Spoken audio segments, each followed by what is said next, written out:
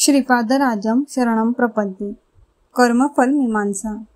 आज गुरुवार आहे. सकाळी सूर्योदयासमयी गुरूंचा होरा चालू आहे. मी व तिरुमलदास एका खोलीमध्ये ध्यानस्थ बसलो होतो. सूर्याची कोवळी किरणे खोलीत डोकावत होती. काय आश्चर्य! त्या कोवळ्या सूर्यकिरणात श्रीपाद श्री वल्लभांचे आम्हा दोघांस दर्शन झाले. सूर्यकिरणांच्या प्रवेशाने आम्ही भानावर आलो. परमपूजनीय अत्यंत मंगलप्रद असलेले 16 वर्षाचे श्रीपाद श्री वल्लभांचे रूप दर्शन घडणे केवळ परमप्रभूंच्या अव्याज करुणेचे फळ होय. क्षणभर दर्शन घेऊन ते रूप अंतर्धान पावले. श्रीपाद प्रभूंना नैवेद्य म्हणून चणे ठेवले होते. सूर्यकिरणांच्या स्पर्शाने ते चणे लोहखंडात रूपांतर पावले. ह्याचे मला आश्चर्य वाटले व मन दुखी पण झाले. प्रभूंचे दर्शन आणि चणे लोहखंडात रूपांतरित होणे हे काही विशेष सूचक आहे का, अशी माझ्या मनात शंका उद्भवली. मी तिरुमलदासांनी पुढे सांगण्यास सुरुवात केली. बाबा रे शंकर भट्टा, आज दुपारी माझे आतिथ्य स्वीकारून तू पुरवपुरात जा, अशी श्री दत्तप्रभूंची आज्ञा झाली. भर दुपारी प्रभू दत्तक्षेत्रात भिक्षा करीत असत. हा काळ अतिशय शुभप्रद आहे. मी म्हणालो, स्वामी रोज श्री दत्तप्रभूचे स्मरण, दत्तकथा, प्रसंग श्रवणाने काळ घालवित होतो. आज नैवेद्य म्हणून घालवलेले चणे लोहखंड झाले ह्याची खंत वाटते. माझ्या या संशयाने निरसन करून मला कृतार्थ करावे ही प्रार्थना. श्री तिरुमलदास म्हणाले, बाबा रे, काही शताब्दीनंतर कली प्रबळ झाल्याने नास्तिकत्व वाढेल. नास्तिकत्वाचे निर्मूलन करून आस्तिकत्वाची स्थापना करण्यासाठी प्रभू चित्रविचित्र लीला दाखवून अनुग्रह करतील. भविष्यात धर्म संस्थापनेसाठी सगळ्या कार्यक्रमात बीजरूपाने या श्रीपाद श्री वल्लभांच्या अवतारात अनुग्रह करतील. खनिजांमध्ये चैतन्य निद्रावस्थेत असते. खनिज स्थितीत प्राण अंतर्लीन होऊन जातो. खनिजामध्ये अनेक रासायनिक प्रक्रियांमुळे प्राणाची उत्पत्ती होते. प्राणामध्ये मन अंतर्लीन असते. प्राणरूपात चैतन्य अर्धनिद्रावस्थेत असते. हे तुला वृक्षामध्ये स्पष्ट दिसेल. मादक द्रव्याच्या सेवनाने मनुष्य त्याच्या देहात ह्या स्थितीचा अनुभव करतो. प्राणशक्ती रूपाने व्यक्त झालेले चैतन्य तत्व परिणामक्रमाने विकसित होऊन मनाच्या माध्यमाने कर्म करण्यास अभ्यस्त होते. ही स्थिती तुला पशुमध्ये आढळते. पशुचा पूर्ण विकास तोच मनुष्य म्हटला जातो. मनुष्यात मनशक्ती पूर्णपणे कार्यरत असते. तर मनास अतीत असलेले अतिमानस एक आहे. ते अंतर्लीन स्थितीत असते. मानव योग साधनेने परिपूर्ण होतो. तो मूलाधारात सुप्त असलेल्या चैतन्यात सहस्रारात नेऊन सर्विकल्प निर्विकल्प समाधी स्थितीत प्राप्त करून घेतो. परम ज्योतिस्वरूप असलेल्या श्री गुरुशी तादम्य स्थितीचा अनुभव घेतो. त्या स्थितीमध्ये अनिर्वचनीय आनंदाचा अनुभव घेतो. तर त्याची वर्तवणूक मात्र महासंकल्पास अनुसरून असते. म्हणून तो कर्मबंधनापासून अलिप्त असतो. त्या महासंकल्पाचे स्वरूप अचिंत्य अगम्य व कल्पनातील असून महाप्रचंड वेगवान असते. अतिमानस हे केवळ श्री प्रभूंचे आहे. प्रत्येक क्षणात कोट्यावधी प्रार्थना श्री प्रभू स्वीकार करतात. धर्मसंमत असलेल्या प्रार्थनात तात्काळ प्रचिती देऊन दुःख निवारण करतात. धर्मबद्ध असलेल्या प्रत्येकाची इच्छा पूर्ण करतात. मानवाच्या मनाचा वेग कूर्मगतिवान असून श्री प्रभूंच्या अतिमानसाचा वेग महाप्रचंड व कल्पनातीत आहे. महाप्रचंड वेग असलेल्या प्रकाशाचा वेग पण त्यांच्या मतिमानस वेगापुढे कमी पडेल. मानव किंवा कुठल्याही प्राण्याने केलेली लहानशी प्रार्थना प्रभूंच्या दिव्य तेजपुंजाद्वारे प्रभूस पोहोचते. समस्त दृश्यादृश्य शक्तीचा आधार प्रभूच आहेत. सर्व लोक प्रकाशमान होण्याचे कारण त्यांच्या शरीरातून बाहेर पडणारे ज्योतिपुंज असून दुसरे काही नाही. अनेक कोटी ब्रह्मांडात प्रकाशमान असणारे सूर्य नक्षत्रादींचे संयुक्त प्रकाश सुद्धा त्यांच्या तेजापुढे सूर्यास दिवटी दाखवल्या समान होय. बाबा रे, हे श्रीपाद श्री वल्लभांचे खरेखुरे तत्व होय. अनंत शक्ती, अनंत ज्ञान, अनंत व्यापकत्व असलेल्या त्या निर्गुण निराकार स्वरूपास सृष्टीबद्दल असलेल्या अव्याज्य अनंत करुणेपोटी सगुण साकार मनुष्य देह धारण करून श्रीपाद श्री वल्लभांच्या रूपात दर्शन देत आहे, हे जाणण्यासाठी मानवास परिपूर्णता आली पाहिजे. श्रीपाद श्री वल्लभांचे दिव्य स्वरूप. मानवाची देवाविषयी ओढ अनिवार्य आहे. तसेच देव सुद्धा अनंत परिमितींना लांघून निम्न स्तरात जन्म घेतात. ह्यास अवतरण असे म्हणतात. ही एक निरंतर चालू असलेली योग क्रिया आहे. सृष्टीमध्ये सत्याची एकदा स्थापना झाली की ती स्वयंसिद्धी प्रयत्नरहित कार्यरत असते. सत्य ज्ञान अनंत रूप असलेले श्रीपाद श्री वल्लभ हे अनेक सत्यास दृष्टीमध्ये स्थापना करण्याच्या संकल्पाने दिव्य भव्य अवतार घेतात. ते साक्षात दत्तप्रभू होत. मी म्हणालो, स्वामी, आपल्याशी चर्चा करीत असताना मला कितीतरी नवीन विषयांचा उलगडा झाला, तरी श्री गुरु स्वरूपाचा अंत लागत नाही. त्यांचे हे दिव्य व भव्य चरित्र कसे लिहावे व त्यांना कसली व्याख्या द्यावी हे समजत नाही. मी त्रिमूर्ती प्रतिष्ठेबद्दल ऐकले आहे. आपण सत्याच्या प्रतिष्ठेबद्दल बोलत आहात, तरी माझ्यावर कृपा करून सत्याबद्दल विस्तारपूर्वक सांगावे अशी विनंती. श्री तिरुमलदास म्हणाले, बाबा रे, तुझ्याकडून श्रींचे चरित्र लेखन कार्य व्हावे असा संकल्प पूर्वीच झाला असून तुझ्या संकल्पात येणाऱ्या श्रीपादांचे भक्त शिरोमणी ते अनुभव तुला सांगतील. या विषयास लेखणीबद्ध कर. तुझ्या व्याख्यांची इथे आवश्यकता नाही. श्रींचे चरित्र स्वतः श्रीच तुझ्या लेखणीच्या माध्यमातून लिहून घेतील. ह्या उपर विचार करणे व्यर्थ आहे. मनुष्य नाना प्रकारे अन्न सेवन करतो. सेवन केलेले अन्न आपोआप पचन होऊन शरीरास शक्ती प्रदान करते. या पाचन क्रियेमध्ये मनुष्याचा प्रयत्न नसून शरीराचे काम आहे. मनुष्याचे कर्तव्य केवळ अन्न संग्रह करून ग्रहण करणे एवढेच. भोजन केल्यावर अन्न पचवणे हे शरीराचे कर्तव्य होय. म्हणजे तुझे कर्तव्य अन्न मिळवणे असा विधीचा निर्णय आहे. भोजन केलेले अन्न पाचन करण्याचे कर्तव्य शरीराचे आहे. मनुष्यात मन असल्या कारणाने तो स्वेच्छेचा अनुभव घेतो. म्हणून खरे खोटे बरे वाईट दोन्ही घडण्याची शक्यता आहे. शरीरात तीच स्वेच्छा नाही. जेवलेले अन्न पचन करून शरीरात शक्ती संपन्न करणे हे शरीराचे कर्तव्य आहे असा विधीचा निर्णय आहे. मनुष्यास इच्छा असो किंवा नसो त्याच्या प्रयत्नाशिवाय शरीर आपले कर्तव्य पार पाडत असते. शरीरासंबंधित सत्याची स्थापना झाल्या कारणाने प्रयत्नाने मनुष्याच्या संकल्पाचा प्रमेय नसून ते सतत चालू असते. प्रकृती म्हणजे सृष्टीमधील सगळ्या क्रियाप्रतिक्रिया या सत्याच्या आधाराने घडतात. सूर्योदय सूर्यास्त, ऋतुचक्र, ग्रह नक्षत्रादींचे चलन या सत्याच्या आधारावर घडलेच पाहिजे. हे अनुल्लंघनीय शासन आहे. म्हणजे याच्या विपरीत करण्याचे स्वातंत्र्य त्यांना नाही. सर्व व्यापकत्व असलेले प्रभू सृष्टीमधील प्राणीमात्राविषयी करुणेमुळे सृष्टीविधान सुरळीत करतात. कृतयुगामध्ये संकल्प मात्रे सकल सिद्धी प्राप्त होत, तर त्रेतायुगामध्ये यज्ञयागाने, द्वापारयुगामध्ये मंत्र शस्त्रास्त्राने सकल सिद्धी प्राप्त होत, तर कलियुगामध्ये प्रामुख्याने तंत्रप्रयोगाने कलियुगी यंत्राचे सकल सिद्धी प्राप्त होतात. युगधर्मास अनुसरून मग मानवाच्या शक्तियुक्तींचा स्तर या आधारावर सृष्टीविधानाच्या सरळीकरणाचा निर्णय होतो. 3 अहोरात्र निरंतर श्रीपाद श्री वल्लभांचे स्मरण केल्याने त्यांचे ध्यान करणारे श्रीपाद सहशरीर दर्शन देऊन धन्य करतात. मानवाच्या पतनात लाख मार्ग असतील तर देव त्याच्या उद्धारासाठी 10 लाख मार्गांनी अनुग्रह करतो.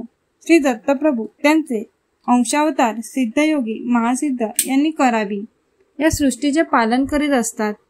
पूर्वयुगातील श्री दत्त हे श्रीपाद आहेत का अशी शंका तुझ्या मनात बीज रूपाने असल्या कारणाने श्रीपादांनी तुझ्या शंकेचे निवारण करण्यासाठी नैवेद्यात दाखविलेले चणे लोहखंडात रूपांतर केले. माता अनुसयाने लोहखंडाचे खाण्यायोग्य चणे केले होते. मी प्रत्यक्ष दत्त आहे हे दर्शविण्यासाठी असे केले. तुझ्या कुंडलीत गुरु व्याधिस्थानात आहे. गुरुग्रहास चण्यांचा संबंध आहे. गुरुग्रहांमुळे तुझ्यावर येणाऱ्या विपत्ती बीज रूपाने असून त्या अंकुरित न होण्यासाठी चण्यांचे लोहखंडात परिवर्तन करून तुझ्या निदर्शनास आणले. श्रीपादांच्या दिव्य मानस चक्षुंनी अवलोकन न केलेली कुठलीही वस्तू या सृष्टीत उत्पन्न होत नाही. तसेच त्यांच्या दिव्य दृष्टीत आल्याशिवाय कुठलाही प्राणी या सृष्टीत जन्म घेत नाही. हे परम सत्य आहे. सत्य वस्तू संबंधित ज्ञान सुप्रतिष्ठित असल्याकारणाने त्या ज्ञानाची प्राप्ती झालेली या लोकांतून अंतर्धान झाले तरी नाश नाही.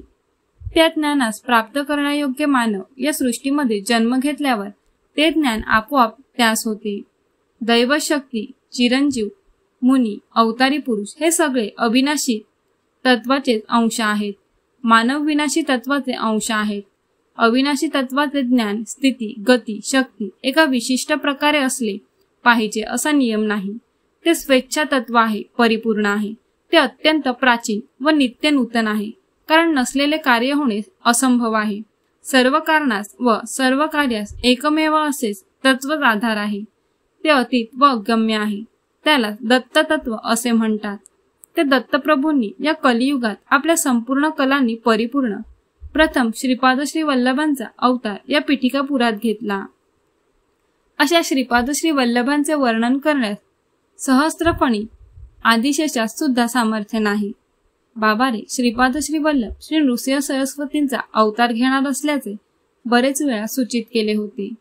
हिरण्यकश्यपाने विचित्र असा वर प्राप्त केल्यावर आता त्याचा मृत्यू असंभव आहे असे वाटत होते. दिलेला वरदानाविरुद्ध न जाता कल्पनातील अशा विधानाने श्री नृसिंह भगवानांनी हिरण्यकश्यपाचा वध करून परमभक्त असलेल्या प्रल्हादाचे रक्षण केले. प्रभू स्तंभामध्ये विराजमान आहेत असा प्रल्हादाने निर्धार केला. प्रभू स्तंभातून प्रकटले. देव आहे किंवा नाही असा संशय या कलियुगात बहुतेकांच्या मनात येतो. कलियुगातील हिरण्यकश्यपांचा मदनाश करून प्रल्हादासारख्या भक्तांचे रक्षण करण्यासाठी श्री दत्तप्रभूंचा श्री नृसिंह सरस्वतींचा अवतार होणार आहे. देव आहे हे सिद्ध करण्यासाठी नरसिंह अवताराचे वैशिष्ट्य.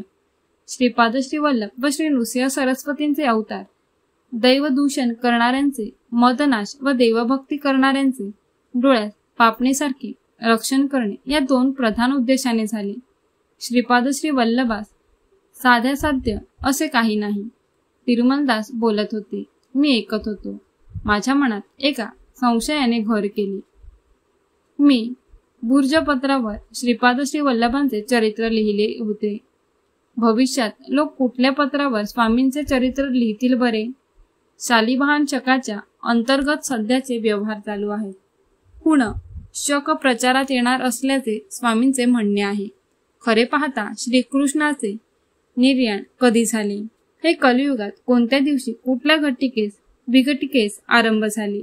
भविष्यकाळातील लोकांच्या कालगणनेप्रमाणे भविष्यात उपयोग होणाऱ्या पत्रावर जर श्रीपाद श्री वल्लभ लिहून दाखवित असतील तर श्रीपाद खरे श्री दत्तात्रेयाचे अवतार आहेत याचा मला विश्वास होईल. माझ्या मनातला संशय तिरुमलदासांपुढे व्यक्त न करता ते जे सांगत होते ते ऐकण्याचे सोंग करीत लोहखंडात परिवर्तित चण्यांकडे मी बघत होतो. तेवढ्यात तिरुमलदासांचे कंठस्वर क्षीण होऊन वाक्यशक्ती नष्ट झाली. कांठळ्या बसतील असा भयंकर ध्वनी झाला. तो ध्वनी ऐकल्यावर मला बधिरत्व प्राप्त झाले. एका क्षणात मला बधिरत्व व तिरुमलदासांना मुकत्व प्राप्त झालं. तिरुमलदास बोलण्याचा प्रयत्न करीत होते पण त्यांच्या मुखातून शब्द निघत नव्हते. मी ऐकण्याचा प्रयत्न केला तरी मला काहीच ऐकू येत नव्हते. मनात सारखा एकच विचार होता. नको ते संशय मनात आले व परिणाम बधिरत्वाची प्राप्ती. आयुष्यभर आता बधीर म्हणून असावे का? काय माझे नशीब? मी काय करू? इतक्यात नैवेद्यासाठी ठेवलेले चणे अर्थात लोहखंड तेलुगू भाषेत श्रीपाद राजम शरणम प्रपद्ये अशा अक्षरात रूपांतरित झाले. त्याच्यावर पांढरे शुभ्र असे पत्र दिसू लागले. आम्ही बघता बघता त्या पत्राचा आकार वाढून दीर्घ चतुरस्र झाला. भूर्जपत्रापेक्षा अतिशय पातळ, स्पर्शास मृदू वाटत होते. त्यावर काळ्या रंगाचे सुंदर अक्षर उमटले. तेलुगू लिपीत त्यावर असे लिहिले होते, श्रीकृष्णाचे निर्याण ख्रिस्तपूर्वी 3102 साली फेब्रुवारी 18 तारखेस रात्री 2:27 झाले. प्रमादी नाम संवत्सर चैत्र शुद्ध प्रतिपदा शुक्रवार, अश्विनी नक्षत्र. श्रीकृष्ण निर्णयानंतर कलियुगाचा प्रवेश झाला. हे विचित्र पाहिल्यावर माझ्या अंगास दरदरून घाम फुटला. अति स्वेदनाने शरीर शक्तिहीन झाले. शरीर कंपायमान झाले. श्रीपाद श्रीवल्लभ अदृश्य रूपाने येथेच आहेत असा मनाचा निश्चय झाला. मनात विचार आला की काय माझे दुर्दैव. कुरवपुरात जाणे आता एका स्वप्नासारखे आहे. श्रीपाद नरसिंहावतार धारण करून माझा वध केला तर काहीच आश्चर्य नाही. वस्त्र धुवून पिळून वाळत टाकत असे. शंकर भट्टात धुवून वाळत टाक अशी आज्ञा तिरुमलदास झाली तर मी काय करू. तिरुमलदास नक्की मला वस्त्रासारखे दगडावर आपटून पिळून वाळत टाकेल.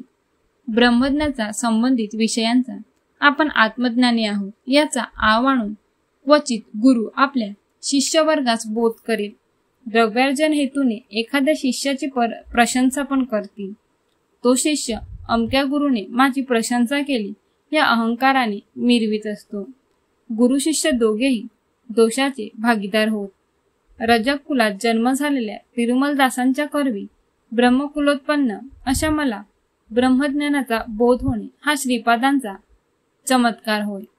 परिसरातील इतर रजक आपल्या वृत्तीमध्ये निमग्न होते. त्यांच्यामध्ये या गहन चरित्राविषयी चर्चा करण्याची किंवा जाणून घेण्याची इच्छा पण नव्हती. आता मला श्रीपादांच्या शरणी जावे लागेल. मी तिरुमलदासांकडे पाहिले. त्यांचे मुख ब्रह्मतेजाने झळकत होते. माझ्या मनात असे वाटले की तिरुमलदास ब्राह्मण असून मी रजक आहे. त्यांचा चेहरा प्रसन्न वाटत होता. नैवेद्यात दाखवलेले चणे लोहरूप तेजून यथावत झाले.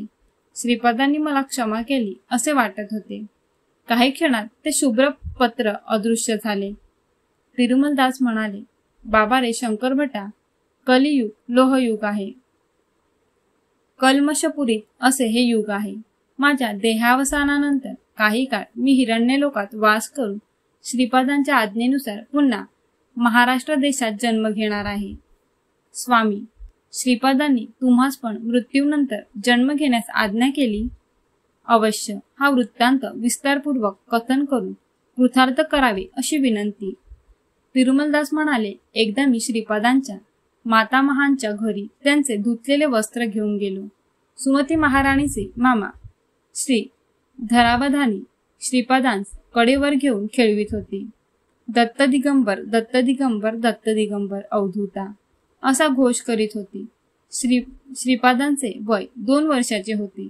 ते किलकारी करत खेळत होते. ते दृश्य मनोहर होते.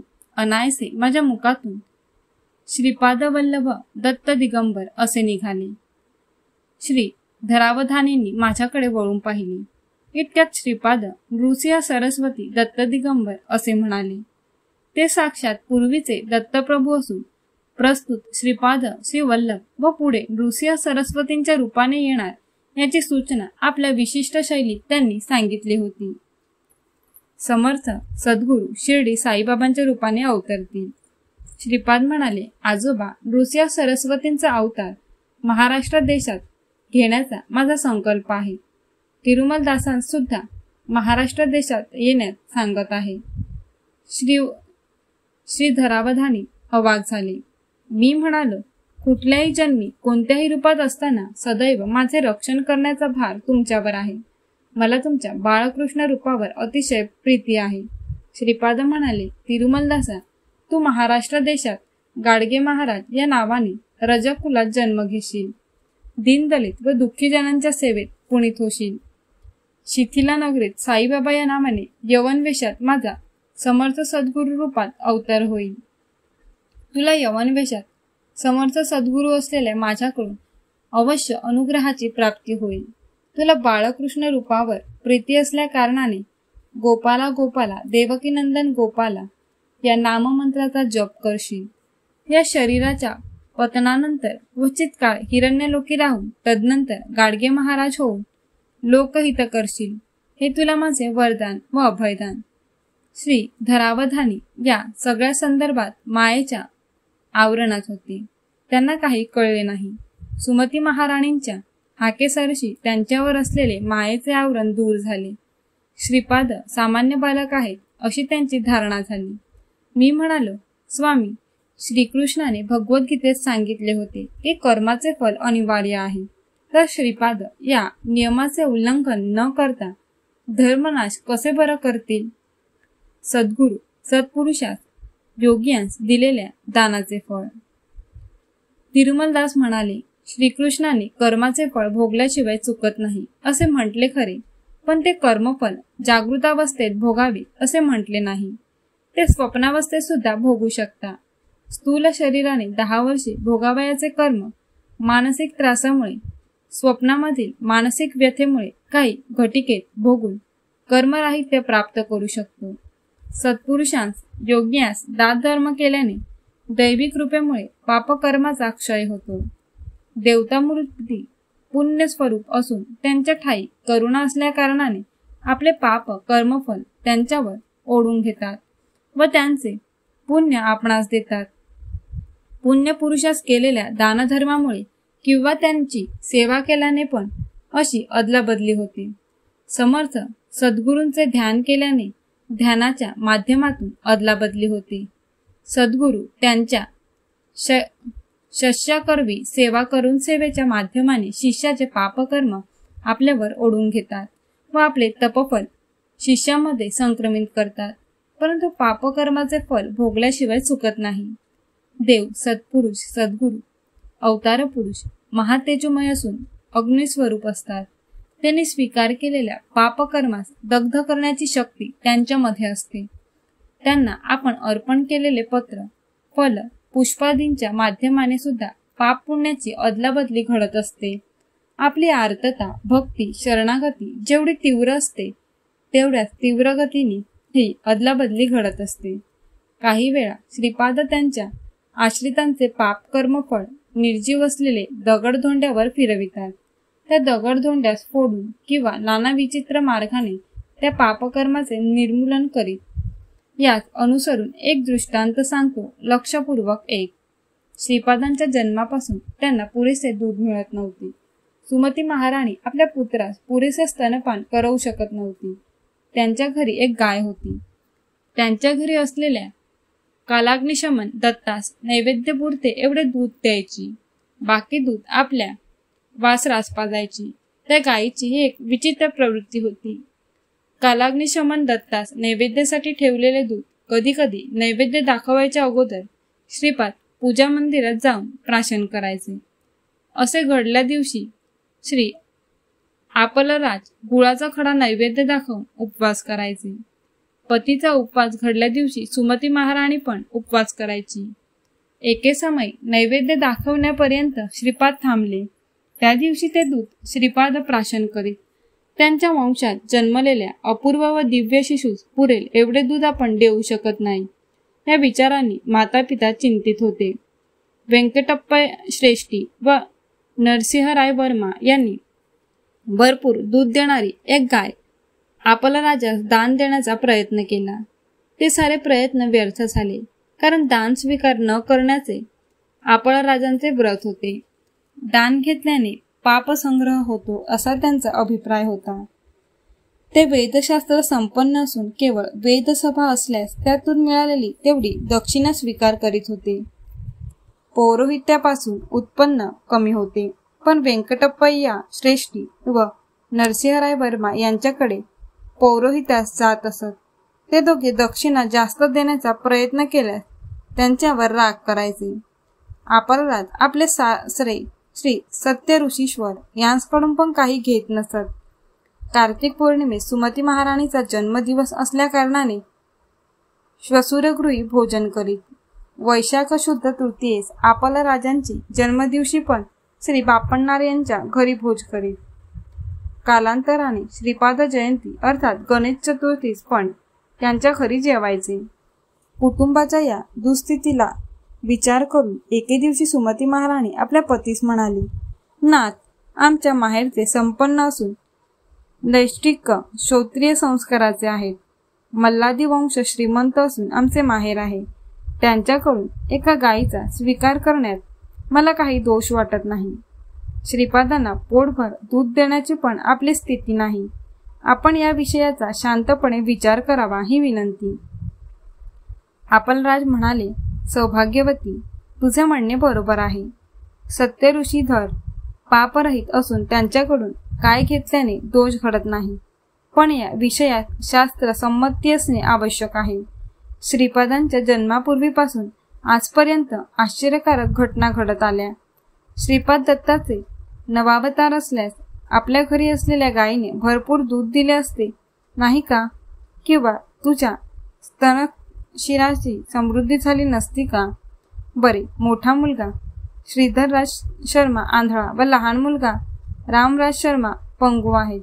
श्रीपाद त्यांचे अंगवैकल्य नाहीसे करून त्यांना विमुक्त करू शकतात ना? तू या विषयाबाबतीत तुझ्या वडिलांशी चर्चा कर. येऊन जाऊन माझ्या नियमांच्या उल्लंघनाची पाळी माझ्यावर आणता हे उचित नव्हे. सुमती महाराणीने या विषयाचे निवेदन आपल्या वडिलांसमोर केले. बापन्नार्य मंद हास्य करीत म्हणाले, अम्मांनी, हे सगळे श्रीपादांचे लीलाविलास आहेत. श्रीपाद समस्यांचे परिष्कार करण्यातच नसून समस्या उत्पन्न करण्यात पण पटाईत आहेत. श्रीपाद दत्त असल्याचे योगदृष्टीने मी जाणले आहे. आपल्या घरी योग समृद्धी आहे. गाय देण्यास केवळ माझी संमती नसून महानंदप्रद पण आहे. दत्तप्रभू, गोक्षीर अत्यंत प्रियकर आहे. तुझ्या पतीच्या म्हणण्याप्रमाणे शास्त्रसंमती आवश्यक आहे. अहो, काय विधी वैपरीत्य आहे. श्वसुराकडून संपत्ती लुबाडणाऱ्यांसाठी नाना परीचे प्रयत्न करणाऱ्या जमातांची या जगामध्ये कमी नाही. पण माझा दामाद अग्निहोत्रा समान आहे. त्यांचे नियम भंग करण्यास प्रयत्न करणारे आपण वेडे ठरतो. सृष्टीतील पंचमहाभूतांनी स्पष्ट रीतीने आमोदन केल्याशिवाय तुझा पती गोदान स्वीकार करणार नाही. श्रीपाद त्यांच्या ज्येष्ठ बंधूंना अंगवैकल्यापासून विमुक्त केल्यास तुमच्या कुटुंबाशी असलेले त्यांचे ऋणानुबंध संपतील. ऋणविमुक्त झालेले दत्त तुमच्या घरी पुत्राप्रमाणे राहू शकत नाहीत. सद्गुरू होऊन लोकोद्धारासाठी घर सोडून जाईल म्हणून चुकून सुद्धा त्यांचे अंगवैकल्य दूर करण्याची इच्छा श्रीपादासमोर इच्छा दर्शवू नको. सगळे कालाधीन आहे. काळ श्रीपादांच्या अधीन आहे. श्रीपादांनी संकल्प केला तर तुझ्या क्षरी समृद्धी होईल, परंतु श्रीपादांचे तुझ्याशी असलेले ऋणानुबंध संपतील. ऋणानुबंधनातून विमुक्त झालेले श्रीपाद आपल्या कुटुंबास सीमित नसून विषगुरुत्वाचे कर्तव्य पाळण्यासाठी आपले घर सोडून पलायन करतील. श्रीपादांचा संकल्प झाल्याने घरातील गाय तिची विचित्र प्रवृत्ती सोडून पुष्कळ दूध देईल. मग ही समस्या राहणार नाही. म्हणून तू थोडा काळ धीर धर. दत्तांनी उत्पन्न केलेल्या समस्येचा परिष्कार दत्तच करतील. मी म्हणालो, स्वामी, श्रीपादांच्या बंधूस अंगवैकल्य येण्याचे कारण काय? वंश परंपरेने आलेले कर्मदोष आहे का? तिरुमलदास म्हणाले, श्री दत्ताचा अवतार सायन संध्ये समयी झाला. श्रीपादांचा उषक काली झाला. पुढे होणाऱ्या नृसिंह सरस्वतींचा अवतार भर दुपारी अभिजित लग्नावर होणार आहे. दत्तांची लीला अगाध आहे. सायन संध्येनंतर तिमिराचे आवरण येते. जीवन निद्रावस्थेत असते. म्हणून दत्त अवतारात योग साधनेच्या परिक्रमणानुसार समस्त जीवांचे भार वहन करून जीवास सुख निद्रा दिली. कोठे जावे, काय करावे, परिणाम स्वरूप कोणत्या दिशेत जावे या उद्विग्न मनस्थितीत जीव असतो. हाच गाढ अंधकार आहे. जीवास नकळत परिणाम सिद्धी प्राप्त करून देणे दत्तावताराचे वैशिष्ट्य. जीव कुठलेले प्रयत्न न करता किंवा किंचित प्रयत्नाने त्यांना नकळत अंत चैतन्याच्या ठिकाणी अगाध परिणाम प्राप्त करतो. हे केवळ भूमंडळात सीमित नाही. श्रीपादांचे आगमन उषककाली झाले. उषक समय सूर्य भगवान सगळी शक्ती एकाच वेळी प्रयोग करून जीवास पुनीत करीत असतो. श्रीपादांचे सूर्य हे प्रतीक आहे. जीवांतील विविध शक्ती जागृत होऊन नाट्य करीत वैविध्याने परिणामस्थिती प्राप्त करण्याचे हे प्रतीक आहे. मध्यान्ह मार्तंडाचे चंड प्रचंड स्वरूप आहे. आत्मा सूर्य आपल्या संपूर्ण शक्तीचा समृद्धीने दशदिशांश प्रसार करतो. तसे जीवास जागृत करण्यासाठी नृसिंह सरस्वती अवताराचे प्रयोजन आहे.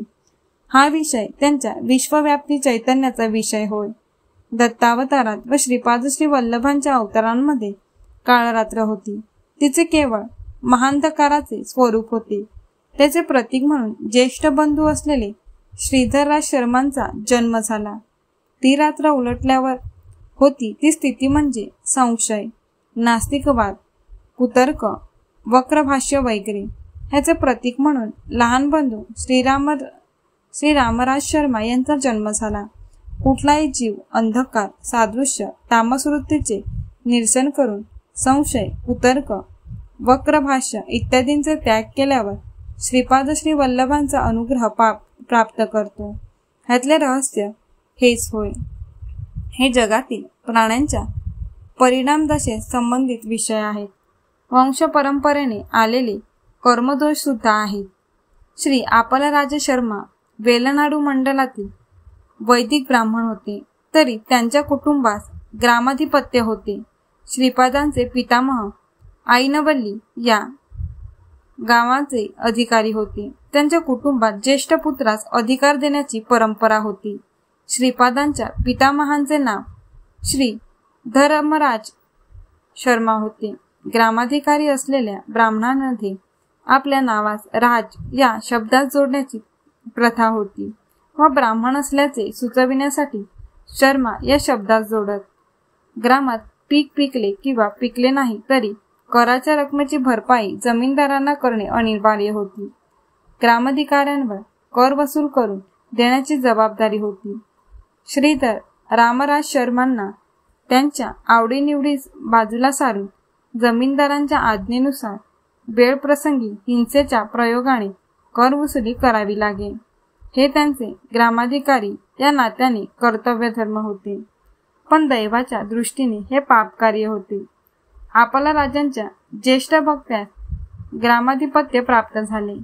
पितामहांच्या पापकर्मामुळे मोठा असलेला श्रीधरराज शर्मा व धाकटा श्रीरामराज शर्मा या अभयतांस अंगवैकल्य प्राप्त झाले. श्रीपाद श्री वल्लभ साक्षात श्री दत्तावतार असले तरी पितामहांच्या स्वल्प पापकर्माचे प्रभाव त्यांना पण अनुभवावे लागले. म्हणून त्यांची दुधाची समस्या उद्भवली. विश्वप्रभूंनी रचलेला नियम सर्वांना लागू होतो. स्वतः अवतरित होऊन कर्मफल त्यांनी पण भोगून आपले मार्गदर्शन केले. श्री व्यंकटप्पय्या श्रेष्ठी व श्री वत्सवाई नरसिंहवर्मा श्रीपादास आपल्या पौत्राप्रमाणे मानित. म्हणून श्रीपादांच्या दुधाची समस्या नाहीशी करण्याचा बराच विचार केला.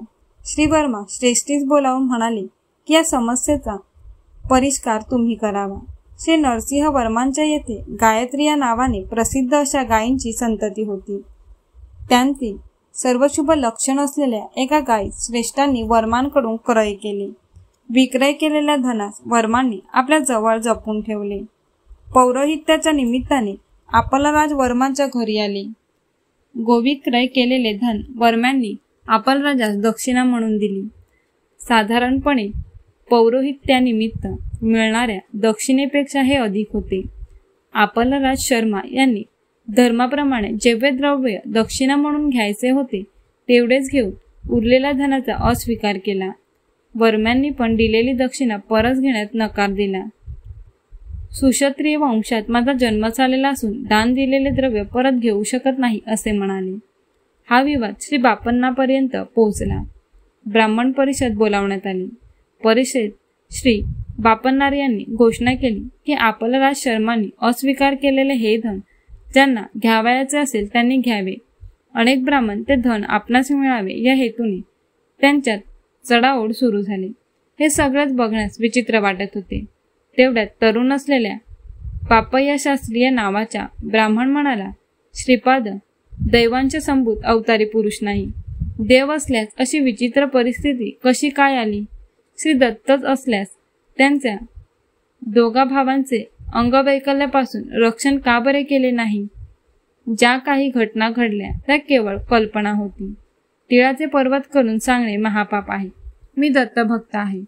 श्वेतार्क रक्षा पण गुरूंकडून प्राप्त करून घेतली आहे. दररोज कितीतरी जप करतो. मी कुठलंही दान घेतल्याने मालिन्य येत नाही. योग्य असलेल्या अशा मला हे धन द्यावे. ब्राह्मण परिषदेने पापय्या शास्त्रीस ते धन द्यावयाचा निर्णय केला.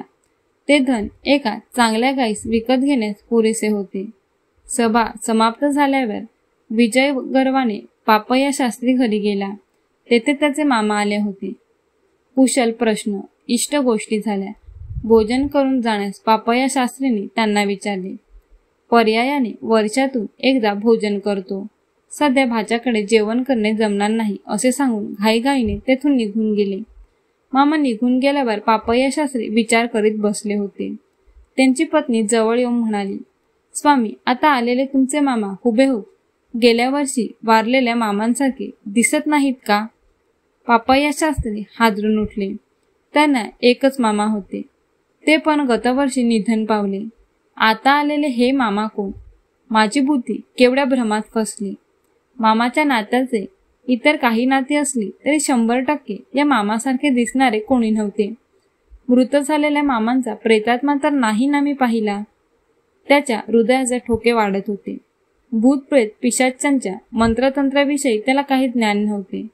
त्याचे उपास्य दैवत असलेल्या दत्तांच्या अनुग्रहाचे पतन तर होत नाही ना. येणारा पुढचा काळ कष्टदायक तर नाही ना.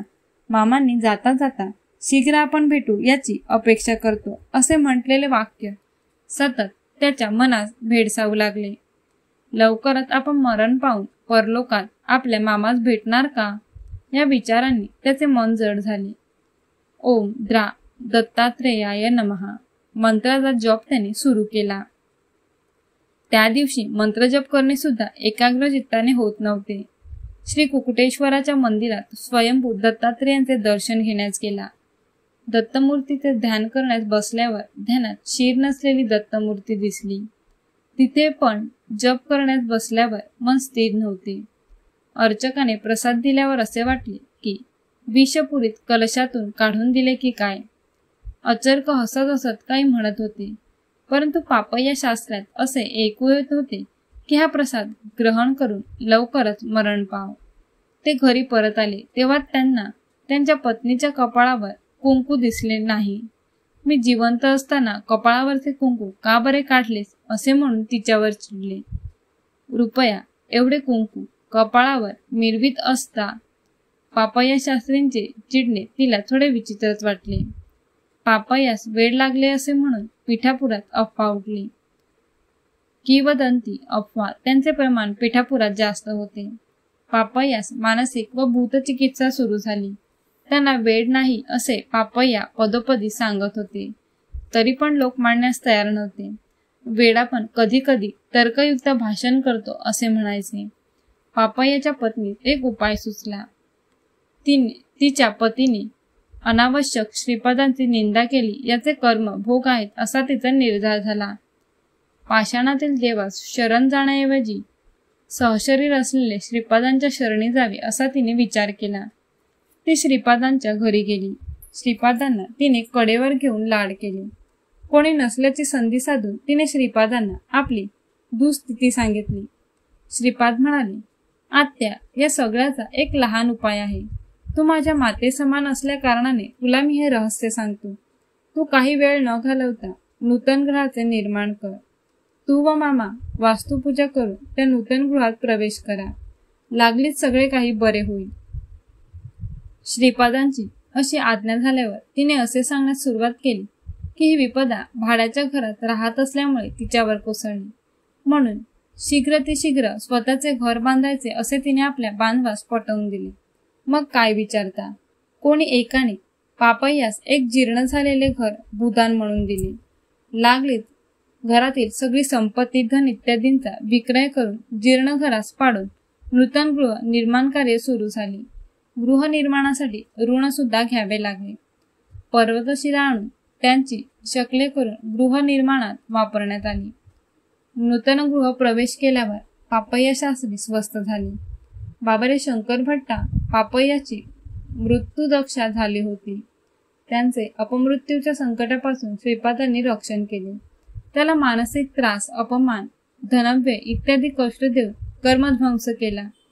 तेवढेच नव्हे पापय्याच्या पापकर्माचे शिलांमध्ये आकर्षित करून त्या शिलांचे शकले करवून पापकर्माचा नाश केला. कर्मध्वंस करण्यास सिद्ध अवधूत विविध व चित्रविचित्र मार्गाचे अवलंबन करतात. स्वस्थ झालेल्या पापय्या शास्त्रीत श्रीपाद म्हणाले, तू केवढा बुद्धिहीन आहे. तू मनपूर्वक आराधना करीत असलेला श्री दत्त सशरीर रूपाने तुझ्यासमोर उभा असला तरी तू ओळखले नाहीस, म्हणजे तुझे केवढे दुर्भाग्य. कुकुटेश्वर मंदिरात असलेली पाषाणमूर्ती तुझे रक्षण करेल असा तुझा निर्धार होता, म्हणून तुझे संचित पाप पर्वत शिळांवर फिरवून त्यांची शकले करून तुझे कर्मफळ नाहीसे केले. तुला नूतनगृह करून दिले. सहशरीर असलेल्या या दत्तात शरण आला असता तर तुझे संचित संस्कार या शरीरावर ओढून घेऊन तुझे कर्मक्षय केले असते. भक्ताच्या भावनेनुसार भगवंताचे अनुग्रह फल असते. ही लीला घडल्यावर पापय्याने श्रीपाद श्री वल्लभ दत्ताचे अवतार आहेत असे ओळखले. श्रीपादांच्या दुधाच्या समस्येविषयी श्री श्रेष्ठी व श्री वर्मा चिंतित होते. हा विषय घेऊन ते श्री सत्यऋषीश्वर यांच्याकडे जाऊन म्हणाले, हे राजश्री, आपण राजा जनकाप्रमाणे संसारात असून ब्रह्मज्ञानी आहात, ब्रह्मामध्ये लीन आहात. आमची एक लहानशी इच्छा आहे, ती आपण पूर्ण करावी. श्री बापन्नार्य म्हणाले, इच्छा व्यक्त केल्याशिवाय कसे बरे वचन देऊ. निसंकोच तुम्ही मला तुमची इच्छा सांगा. तुमची इच्छा धर्मबद्ध असल्यास निश्चित पूर्ण करेन. श्री श्रेष्ठी म्हणाले, मी श्री वर्म्यांकडून गायत्री नावाच्या गायीच्या संततीमधली एक शुभ लक्षणांनी युक्त अशी एक गाय विकत घेतली. आमचे कुलपुरोहित असलेले श्री आपलराज शर्मा यांस ती गाय देण्याचा विचार केला होता. त्या गायीचे शिर श्रीपादांच्या सेवेत उपयोगी यावे याशिवाय आमची दुसरी इच्छा नाही. श्री श्रेष्ठींचे म्हणणे झाल्यावर श्री बापन्नार्य म्हणाले, बरे बरे, तुम्ही असे करा, ती गाय माझ्या गोठ्यात आणून बांधा. मी ती गाय आपलराजास देण्याचा प्रयत्न करतो. शुभलक्षणी गाय आपलराजांच्या घरी असणे दात्यास व ग्रहितास शुभपद व श्रेयस्कर आहे. गोमातेस बापन्नार्यांच्या घरी आणले. गोदान घेण्यास आपलराजांनी नकार दिला. हिमालयात सतोपद नावाचा एक प्रांत आहे. त्या प्रांतातून युधिष्ठिरजींनी स्वर्गारोहण केले. तेथे श्री सच्चिदानंदावधूत नावाचे महात्मा होते. त्यांचे वय काही शताब्दीच्या पेक्षा जास्त होते. ते कैवल्य शृंगी येथे असलेले श्री विश्वेश्वर प्रभूंचे शिष्य होते. श्री विश्वेश्वर प्रभू स्वतः पिठिकापुरी श्रीपाद श्री वल्लभ रूपाने असून त्यांचे बाल्य रूपाचे दर्शन घेऊन कृतार्थ व्हावे असा आदेश श्री सच्चिदानंदास झाला. श्री सच्चिदानंदावधूत पिठिकापुरास आले. श्री बापन्नार्यांनी त्यांचे आदराने स्वागत केले. त्यांच्यापुढे श्रीपादांच्या दुधाची समस्या आली. तेव्हा त्यांनी ठामपणे सांगितले की आपलराज शर्मांनी गोदान घेतले पाहिजे. श्रीपाद श्री वल्लभ साक्षात दत्तप्रभू असून व्यर्थ असलेल्या नियमांच्या बंधनात पडून गोक्षीर अर्पण करण्याचे महद्भाग्य आपल्या हातून दौडू नये असे ठासून सांगितले. ब्राह्मण परिषदेने श्रीपाद श्री वल्लभ श्री दत्त असल्याचा पुरावा मागितला. पंचमहाभूतांचे साक्ष तुम्हाला देतो असे अवधूतांनी सांगितले. श्रीपाद हे दत्त असल्याचे पंचमहाभूतांची साक्ष. यज्ञारंभ होता क्षणी भूमातेने साक्ष दिली. श्रीपाद श्री दत्त असल्या कारणाने आपलराज शर्मा यांनी गोदान स्वीकार करावे. श्वशुरांपासून जमातास प्रतीकपूर्वक दिलेले दान होत नाही, म्हणून सत्य ऋषीश्वरांनी श्री श्रेष्ठींकडून दान घ्यावे व भेटवस्तू म्हणून जामातास द्यावे. हे भूमातेचे वचन होते.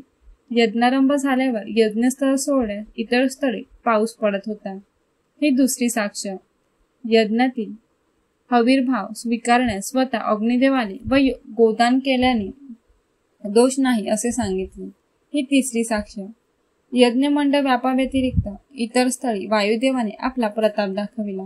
ही चौथी साक्ष. आकाशातून दिव्यवाणी झाली. ही श्रीपाद साक्ष श्री दत्त आहे. ही पाचवी साक्ष. असे पंचमहाभूत साक्ष झाल्यावर आपलराजांनी गोदान स्वीकार केला. गोदानाचे फळ श्रेष्ठीस प्राप्त झाले. त्या कारणाने गायीच्या विक्रीची किंमत नरसिंहवर्माने आपलराज शर्मा यास देण्याचा निर्णय झाला. अशा प्रकारे अवधूतांच्या सानिध्यात श्रेष्ठी व बर्म्यास अपूर्व अशा पुण्याचा लाभ झाला. भविष्य काळात कोकणात या नावाने वायसपूर अग्रहार प्रसिद्ध होईल. श्यामबालामपूर श्री पीठिकापूर एकत्र होऊन महानगराचे स्वरूप धारण करेल. जगातील सगळ्या देशांचे, सगळ्या धर्माचे किंवा पंथांचे लोक कुठल्या तरी जन्मी एके दिवशी पीठिकापूर येतील व श्रीपादांचे दर्शन घेतील. श्रीपादांचे चरित्र संस्कृत भाषेत लिहिले जाईल. श्रीपाद श्री वल्लभ चरित्रामृत हा ग्रंथ श्रीपादांच्या आशीर्वादाने प्रसिद्ध होईल. भूजलपत्रात लिहिलेले ग्रंथ श्रीपादांच्या संकल्पाने अदृश्य रूपाने श्रीपादांच्या जन्मस्थानी 7 मनुष्यांच्या उंची इतके खोल निक्षिप्त राहतील. त्यांच्या जन्मस्थानी श्री पादुकांची स्थापना व मंदिराचे निर्माण होईल. श्रीपादास गोदान केलेले महापुण्यशाली व्यंकटपय्या श्रेष्ठी खरोखरच धन्य आहेत. त्यांच्या कुटुंबात धनधान्याची समृद्धी असेल. ते हिरण्यलोकात थोडा काळ राहून पुन्हा महाराष्ट्र देशात ऐश्वर्यवंत वैश्यकुळात जन्म घेऊन श्री नृसिंह सरस्वती अवताराचे सुद्धा दर्शन घेतील. बाबा रे शंकर भट्टा, हे गोदान अत्याधिक विशेष शुभप्रद आहे. तू कुरवपूर प्रयाणाची तयारी कर. श्रीपाद श्री वल्लभ सदैव तुझी रक्षा करतील. श्रीपाद श्री वल्लभांचा जय जयकार असो.